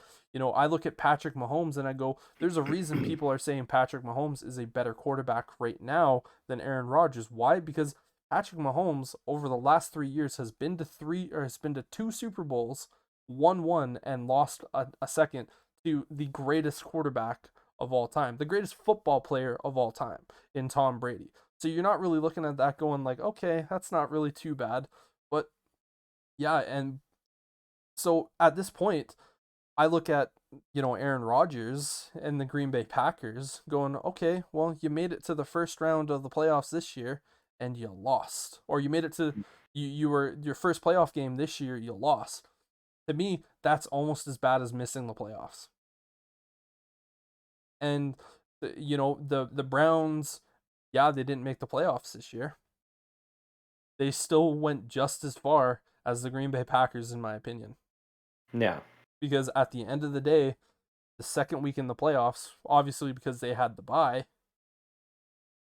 after that, going into the NFC champion and AFC championship game, either of those teams were there.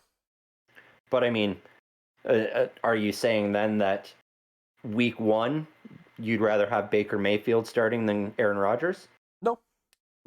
But all I'm saying is that these drama-filled quarterbacks, it's one of those things. It's what are you doing for me lately? Fair. Fair. But I mean that's just it. And I think that's what's going to hurt Baker though. Is you look at all the teams out there and it's, is he going to be an improvement and is he going to win us enough extra games that it's worth the drama it's going to cause in the locker room? I hear you, and I do think Baker going forward, he has to prove to teams that he is a better leader than what he has shown, and I Hmm. think he will.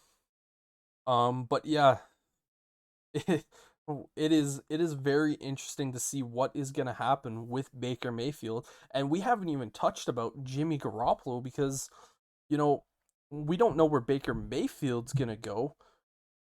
Baker Mayfield is arguably, or not even arguably, he's just a better quarterback than Jimmy Garoppolo. I don't think anyone could argue that. You know, Yep. if But I Baker think Mayfield, I think the Niners will get more for Garoppolo than the Browns will get for Mayfield. I think so, and the only Yeah. reason I think that is because the Browns have completely loaded a gun and shot themselves in the foot with that Hmm. entire situation. But I also think that with the 49ers, they're probably, and this is something that you and I have talked about a couple times, is they might not even trade Garoppolo until, preseason. Yeah, they won't now. No, if they were going to move him, it would have been before the league year started, so they didn't have to pay him the bonus. Yep. Yep. Since they've now paid him out that bonus, they will keep him on until at least the preseason, if not longer. Yeah.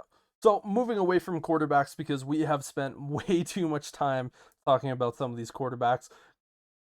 Some of the rumors that I'm hearing through for players being traded, I know I have a few. I'm wondering, are you hearing any rumors from your side going like players that potentially might be traded and moved on from, or some of the ideas that potentially? Obviously, there was an article where someone was saying the Tampa Bay Buccaneers are gonna trade Tom Brady to the Miami Dolphins, and when you and I both read that this morning, I think we both just started laughing, going like, "What? No, shut up, stop."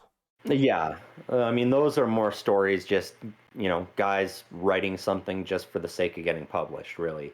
It's Um, it's the slow part, and they're just trying to fill out their daily quota of writing. right. Yeah, and I mean, I haven't heard a lot of other stuff. I mean, that's just it. We hadn't even heard about Tyreek Hill last week when we were on air and it all sort of developed in the span of 24 hours.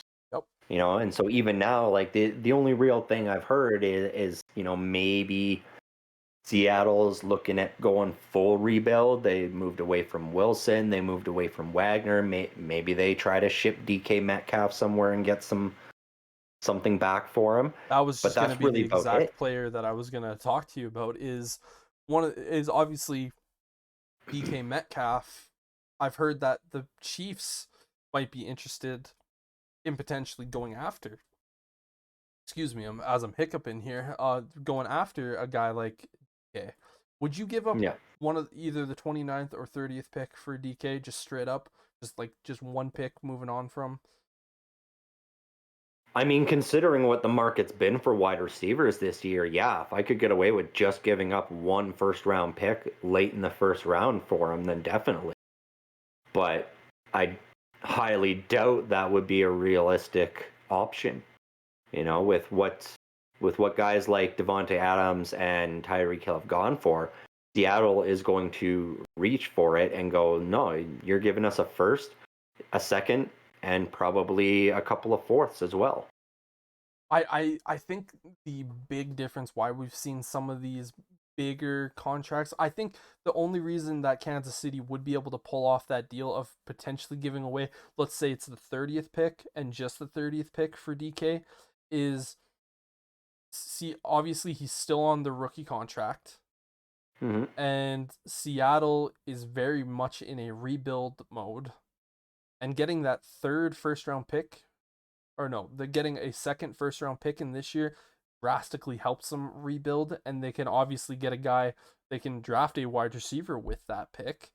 And when it comes to Kansas City, I look at it very similar to the way that they used their first round pick last year with Orlando Brown Jr. trading him away from the Ravens. It's like, well, why draft a rookie?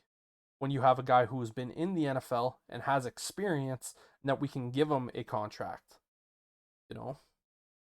Yeah, the problem I see with the Chiefs making a move like that though is they're just flipping one wide receiver that they can't afford for another one.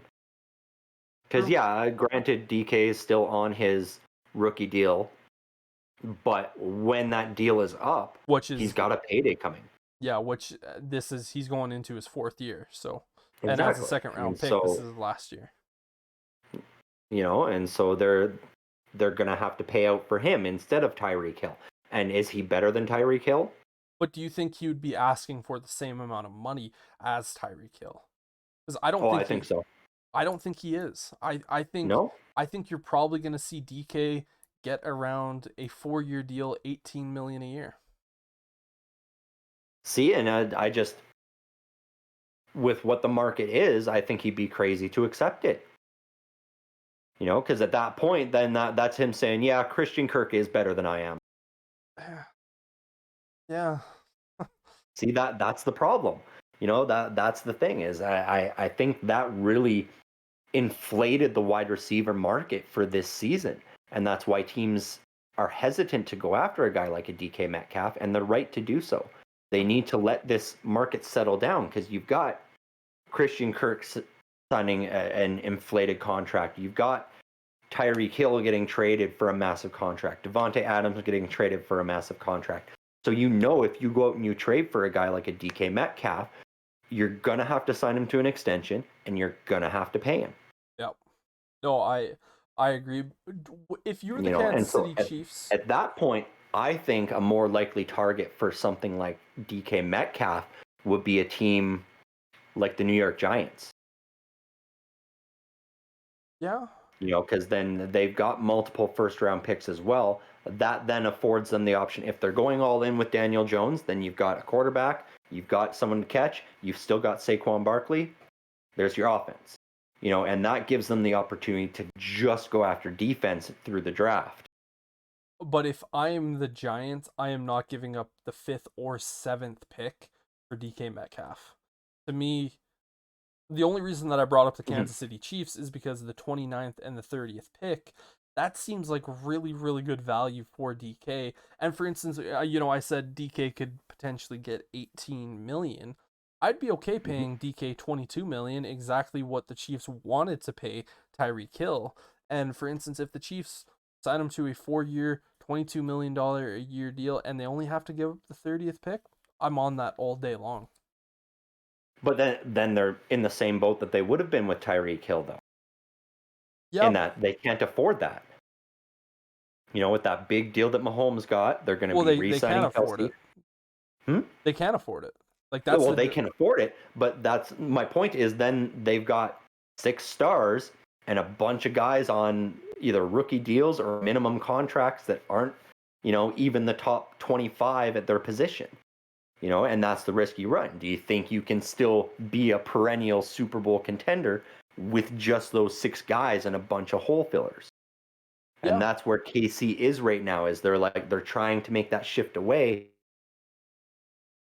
Uh, Because the Rams, they made some brilliant moves this year, so they're looking like they can keep this going a couple more years. But it's not often that's going to be able to work out for you. no, no. And And I do that's why think Kansas City with, for instance, like the 6 stars and role fillers, they can yeah. win a Super Bowl with it because how often do you see a team like the Rams who just have star, star, star, star, star, star, star all placed around? Like if you look at the Cincinnati Bengals who went to the Super Bowl this year, Hmm. like who are their stars? Joe Burrow, Jamar Chase, Joe Mixon. Then obviously Yep. you have Jesse Bates. You had Larry Ogunjobi. Even then, I wouldn't even say Larry Ogunjobi was a star for them. You Well, were really exactly. looking at the Bengals going. They had 4 stars, and then the rest of the guys were just consistent role fillers. And so But yeah, those stars were not on inflated contracts, is what I'm saying. also true, That also true. that's the problem that KC is running into. And I mean, taking Tyreek Hill out of there, in my opinion, the Kansas City Chiefs are now the third best team in that division. I agree with you. Yeah, And so that's the tough thing. Losing just one of those star players immediately dropped them from the favorites to the third best. All right, a question for you. If someone held a gun to your head and said, I need you to pick the winner of the AFC West, who you picking? Send you or LA Chargers. That is my exact same answer. Yeah. Who's fourth? Broncos. I think the Broncos. Yeah. Unfortunately, we don't have our donkey button up yet. I keep No. every week I keep forgetting to add the donkey button, but Yeah. unfortunately, No, I I think still that have to say the Raiders. really, because I think the Raiders and the Chargers, I don't know what the schedule looks like, but if they play in week 17 or week 18, that's going to be the deciding game for which one of them wins the division. Because I think they're both going to have phenomenal years with really good winning records, both those teams. The only reason that I say the Raiders is simply because they still, to me, have the fourth best quarterback in the division. You know, I can't move away from Patrick Mahomes. It's like betting against Tom Brady. I'm just not willing to do that yet. Yep. And Andy Reid and Patrick Mahomes, they still have Kelsey. They still have overall a phenomenal team. But bringing in Russell Wilson is really good for the Broncos. You know, obviously Derek Carr gets Devontae Adams, who, in my opinion, is probably the best wide receiver in the NFL right now. As much as it disgusts me to say, it disgusts me a lot more 2 weeks ago to say, but it's less vomit tasting in my mouth to say it. But yeah, it's gonna be really interesting to see, what's kind of come, out of that division, because it really has turned into the Yeah. the best division in football. Right. And I mean, back to that DK Metcalf, when I mentioned the Giants, I wasn't thinking of the fifth or seventh pick in the first round. I was thinking more packaging that fifth pick in the second round with something else, sending it to Seattle. Actually, the fourth pick in the Yeah. second round.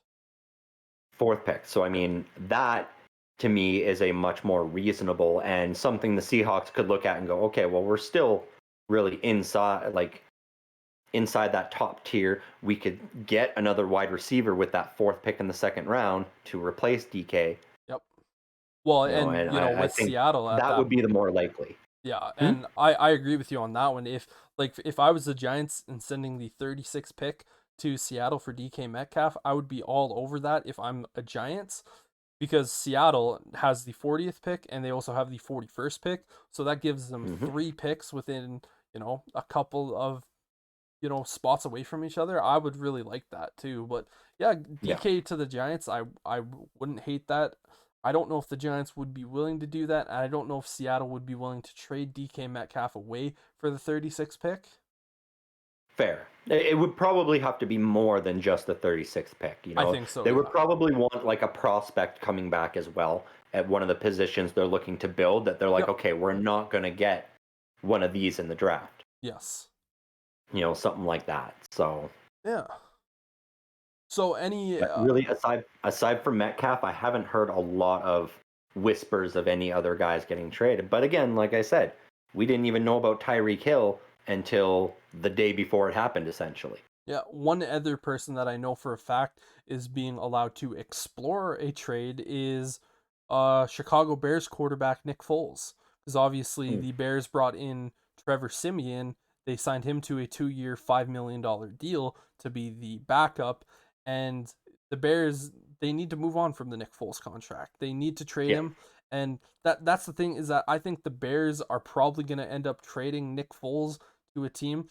And this is the thing with Nick Foles. Honestly, he's probably going to be traded before Jimmy Garoppolo or Baker Mayfield, because teams are looking at him as a true backup and going like, yeah, I think a team that could be very interested in Nick Foles is actually the Jacksonville Jaguars, the team that traded him away only a few years ago to back up Trevor Lawrence. Obviously, the reason is because he has been there with Doug Peterson. He knows how Doug Peterson operates. and that could be a very, very good move for the young Trevor Lawrence to help him grow and develop. Yeah, that's a good fit for sure. Yeah, I could see that happening. He could also end up landing in one of these teams that's in the midst of a quarterback battle for that starting position as well. He could end up being going to Seattle potentially. Right? Seattle or Carolina, Yep. maybe even the Jets. Jets, yeah. Yep. If he's gonna go to the Jets, he's definitely gonna be a backup to Zach Wilson because Hmm. they are not willing to, you know, pump the brakes on Zach Wilson train yet. Yet, but I mean, this is the New York Jets. They tend to pump brakes real quick on guys when something doesn't work out the way they want it. Look at Sam Darnold. They moved on from him. Look at what happened with Mark Sanchez. It's been a roller coaster for them pretty much ever since Broadway Joe. Yeah, really. It's funny enough, their best quarterback since Broadway Joe was Butt Fumble Sanchez, Right? which is a hilarious statement to say. Mm-hmm. But yeah, it is really, really interesting to see what is coming up this next couple weeks because even though there was a lot less stuff to talk about this week, there is still so much of just like obviously we talked about Deshaun Watson's press conference and Tyreek Hill and trade speculation, and then we got lost in a tangent of our draft philosophies. But this, like we just keep saying the last 2 weeks, this off season just keeps getting crazier and crazier. Like I'm not completely ruling out Peyton Manning, coming back from retirement just randomly just to make it even crazier. It's funny you say that because Peyton Manning isn't the one I was thinking of, but I still haven't ruled out the possibility of Mike Tomlin picking up that phone and going, Ben, these guys we got just aren't good enough. We need you for one more year, please. We'll give you 30 million for 1 year. Just come back. Well, and the reason why that is a very strong possibility of happening is because the Saints last year, when Jameis Winston went out, they instantly called Drew Brees and were like, please, for like Yeah. a couple of weeks, The please. difference is Drew Brees had, quite a few more substantial injuries and was still feeling the pain. Yeah, Whereas Ben, when he retired at the end of this year, actually was feeling pretty good. He wasn't too banged up after the year. He was a little sore in the hip and the elbow, but at 40 years old with some surgically repaired parts, that makes sense. yep, yep. You know, you never know. We could still have some more bombshells coming before the draft, even. Yeah, and uh, again, going back to Tom Brady unretiring, I think that was a shock, but it also wasn't a shock. Like, Hmm. funny enough, like the week that he retired, it was like a week later. We're all sitting down, like we're hearing rumors that Tom might not be. He might like come out of retirement. We're like, fucking really? And then obviously, he officially does it. I think it was 2 weeks ago that he officially unretired, and we're all just sitting Hmm. back going like, we're not surprised, but like, when are we gonna get rid of you? Like we I, I'm just glad he didn't do, the same sort of thing as Brett Favre did with the retire, unretire. Retire here just so I can get away from this team and then sign with another one. yeah, yeah, and then send a bunch of wiener pics to a reporter. Right? What a story that would be if we hear that Tom Brady did something like that. Nah, if we hear that coming out, I have a feeling it's going to be Deshaun Watson. Well, and I guess we can even go back to Deshaun Watson because you know we know for a fact that he's gonna get suspended. We just don't Hmm. know for how long. Like the NFL could look at this entire situation and go suspension for an entire year. I don't think it will be a year, but like They could, yeah. It depends on public pressure, really, and what happens in the civil lawsuits.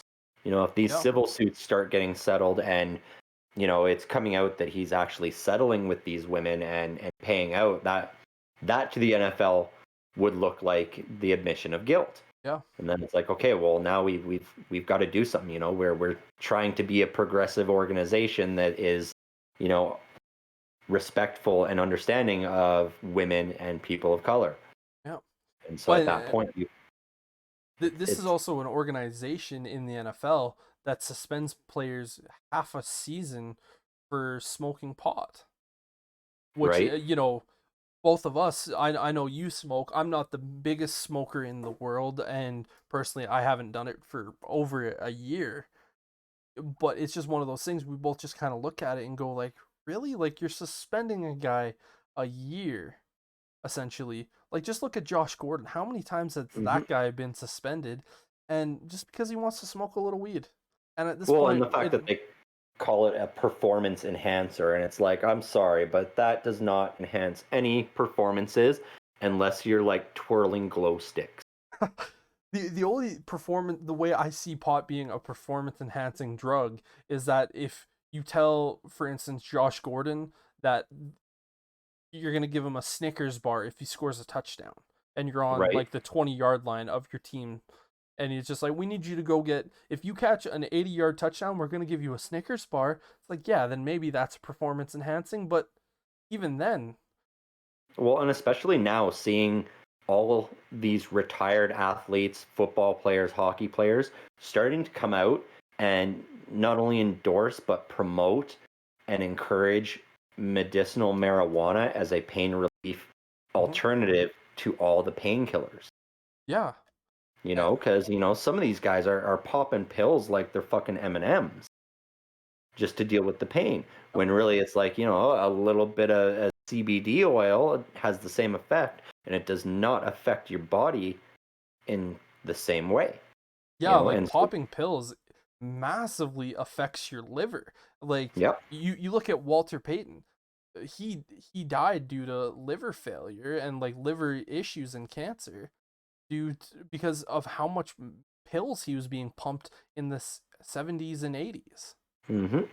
And you like I heard a stat, like I remember a few years ago I was listening to, it was like four or five former NFL players sat down. I think it might have been with Vice, but they were all smoking weed with one of these reporters, and they asked each other, and one of the questions that was asked was, in the league right now today, what is the percentage of players that you think are smoking weed?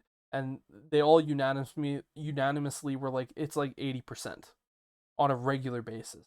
Yeah. And you're sitting there going like, with all the science that has been proved that like weed is not only beneficial, but it's safer than a lot of these medications, you're just sitting back going like, why is this still an issue in the NFL? Like for instance, if you get caught using steroids, yeah, go fuck yourself. You're gonna get suspended. Yeah. Like, but like the fact that it's still weed is an issue. Like if you see cocaine in one of these guys' bloodstreams, I'm like, you know what? Like, yeah, that's not giving you a whole lot of benefits here. For No. No, and I mean, as far as the marijuana goes as well, like if you're smoking it and then going out and getting DUIs and operating motor vehicles, you should not be doing that either. yeah, But you're taking three T3s loaded with codeine. You're not supposed to be operating heavy machinery either. no, And that's the thing is it's it's got to be on a more case by case sort of basis. And maybe that was the issue. Maybe Josh Gordon wasn't using it for pain relief. Maybe he was using it getting baked and then going out driving. And they were like, yeah, we don't want this to be the precursor to Henry Ruggs. exactly. And you know, I find it a little bit ironic that one of the biggest sponsors for the NFL is a beer company in Yeah. Budweiser. And you're like, oh, we're gonna promote, we want our athletes to promote, not drinking and driving, all this type of stuff, but our biggest sponsor is an alcohol company. Yep.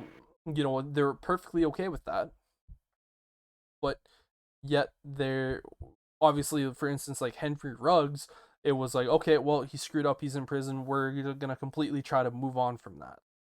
Josh Gordon smokes a little bit of weed, yet he gets suspended yet again, and he gets reinstated and then he gets suspended again. It's like, well, who cares?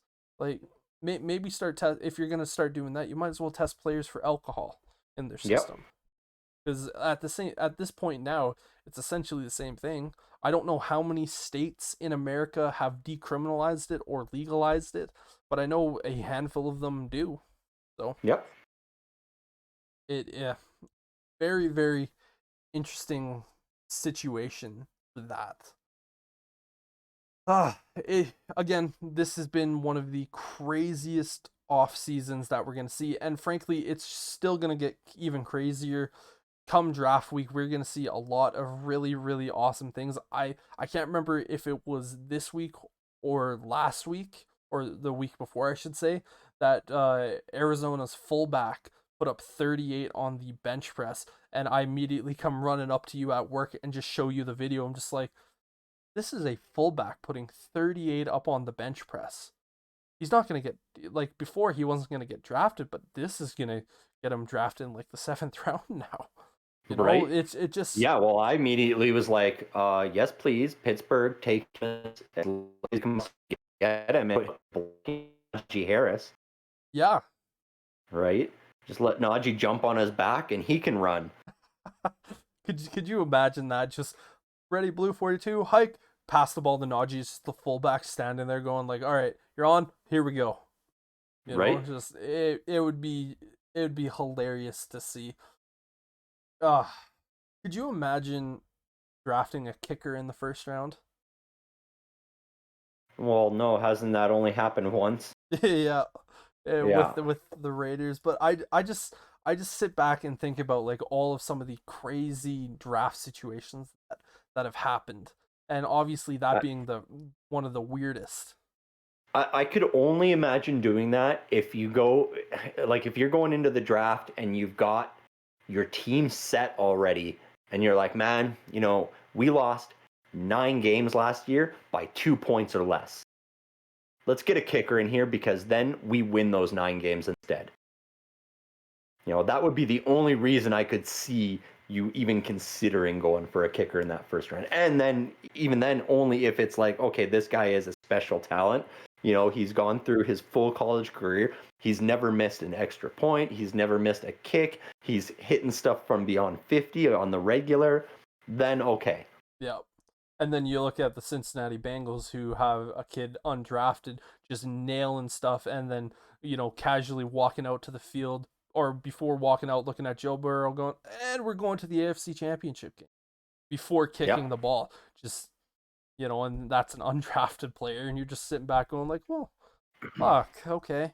Right. That really is one of the most confidence required positions. Oh, without a Like, doubt. like you got so much pressure on you for one moment, Yep. consistently throughout the season and throughout the game. It's like, you don't get to go out there and have 3 downs to make this work. It's like, okay, you're going out there, you're either getting us points or you're making yourself look like an ass. Well, Those and are your options. the kicker position is such a thankless position because there's only about 10 teams in the NFL every single year that are confident in their kicker. And even then, there's only about 2 or 3 of them that are like, we don't have to really worry about it. Yeah. Like, the Bears have Carlos Santine, who I'm really happy about with the kicker, and he almost broke the record for the longest field goal kicking streak before, going into Pittsburgh, and, Matt Nagy trying to get him to kick a 66-yard field goal. In In a stadium that is notoriously difficult to kick in. Yeah. And you know what? If the Bears were 7 yards closer, he would have nailed that field goal. But and I still get worried every single time watching a field goal. Obviously, unfortunately, the logo on my chest right here is notorious when you talk about kickers in the last couple years. Every single time the Chicago Bears go to kick a field goal, I have to see that goddamn motherfucking replay of dunk dunk. And every single time it's like, oh yeah, the Bears. It's like, stop fucking talking about it. It was years ago, and it just haunts. It just haunts me. Right? Going back to the point of like, there's only about 10 teams that are confident in their kicker, and then only about two or three of those are confident with that kicker moving into next year. Yeah. So it's just one of those positions. Like, look at the Rams with Johnny Heckler. Like, he was one of the top kickers a couple years ago, and now he's gone. And I find the teams that struggle the most with it are the teams that play in warm weather and domes. Yes. Because their kicker is excellent. It's great when they're at home in the dome. There's no wind, nothing. And then they go to Chicago or Minnesota or New York or Pittsburgh, and it's windy, it's wet, it's snowy, and then they just can't hit shit. And it's like, oh, man. And that's why I find it's usually those outdoor winter teams that have much more confidence in their kickers. Yeah. For that reason, because they've tried them out during the colder weather. They've proven themselves in those horrible conditions in that windy stadium. And they can go, okay, well, if you can hit this, then we know we can go into New Orleans. And if we're down by a field goal, we can tie it up. Yeah, I agree with you. And two questions for you. Adam Vinatieri arguably viewed as the greatest kicker in NFL history. Is he a first ballot Hall of Famer?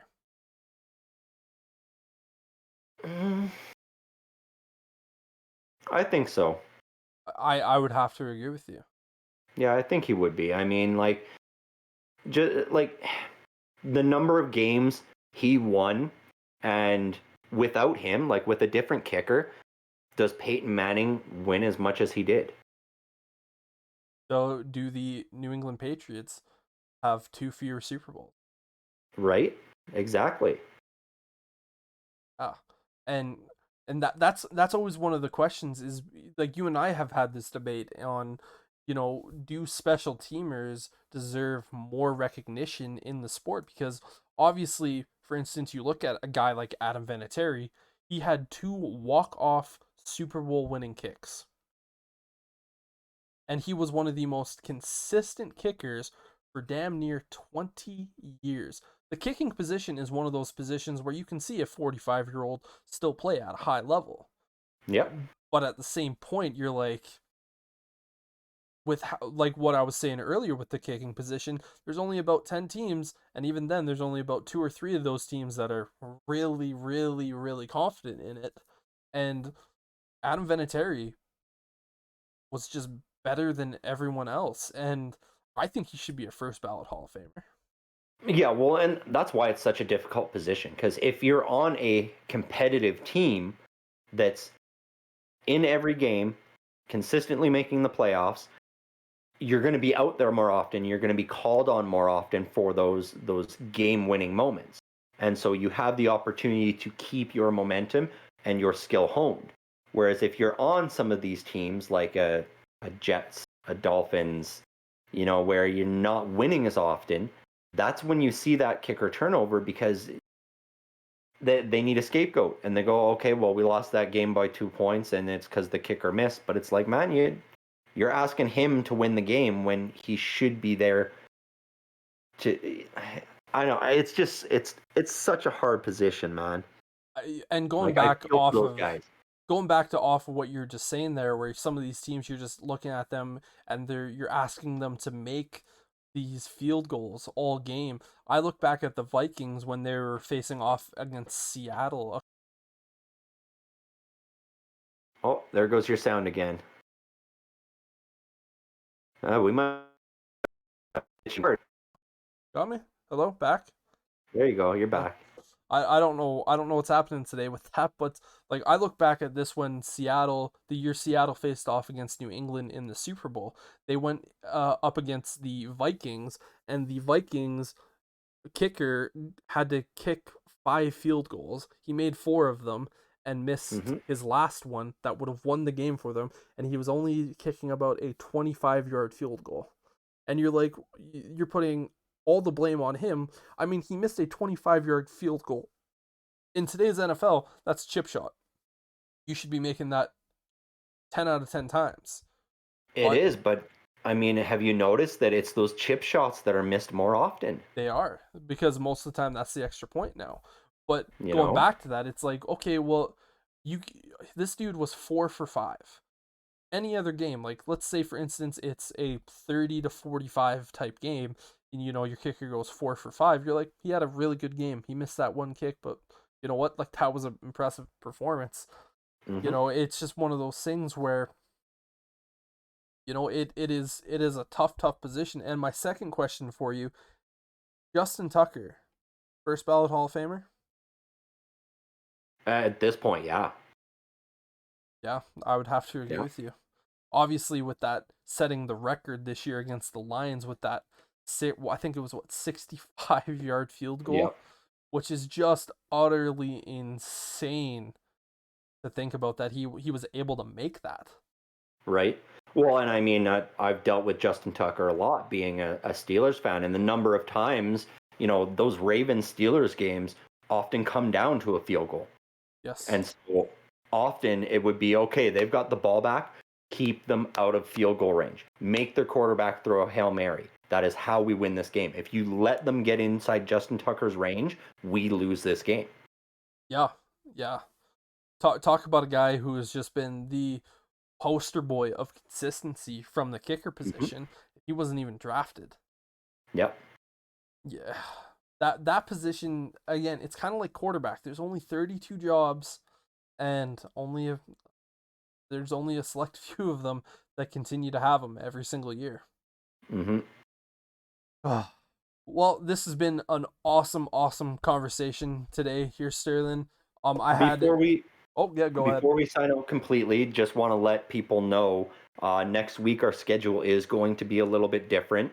We've got something going on early in the day on Saturday, so it's likely going to be a late afternoon, early evening podcast next Saturday, Yep. probably starting up 3 to 4 hours later than we usually do. Yeah, it's just a work situation that unfortunately we have to attend, and it's something that we have to deal with. But yeah, so Yeah. we will be later than normal, but still gonna be the same program, just a little bit later. But yeah, I'd like to thank everyone for stopping by. It was a great conversation, Sterling. I had a lot of fun. Hoping you did as well. This has probably been the most, back and forth between you and I that we've had for a podcast, but I enjoyed it. I think it's just going to get more and more vicious as we get closer to the draft. I think so as well. Yeah. Yeah. We're just stabbing each other.